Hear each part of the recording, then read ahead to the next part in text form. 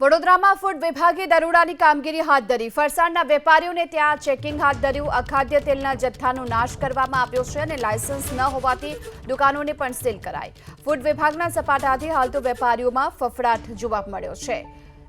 ત્યારે ફરસાણના વેપારીઓને ત્યાં હાલ કોર્પોરેશનની ટીમે ચેકિંગ હાથ ધર્યું।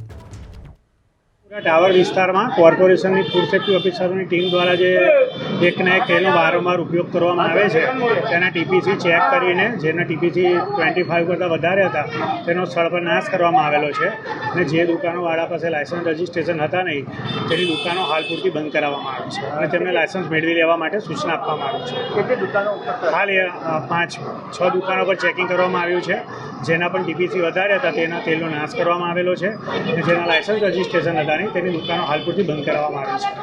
चेकिंग हाथ धर्યું। અખાદ્ય તેલના જથ્થાનો નાશ કરવામાં આવ્યો છે અને લાયસન્સ ન હોવાથી દુકાનોને પણ સીલ કરાઈ। ફૂડ વિભાગના સપાટાથી હાલ તો વેપારીઓમાં ફફડાટ જોવા મળ્યો છે। ત્યારે ફરસાણના વેપારીઓને ત્યાં હાલ કોર્પોરેશનની ટીમે ચેકિંગ હાથ ધર્યું।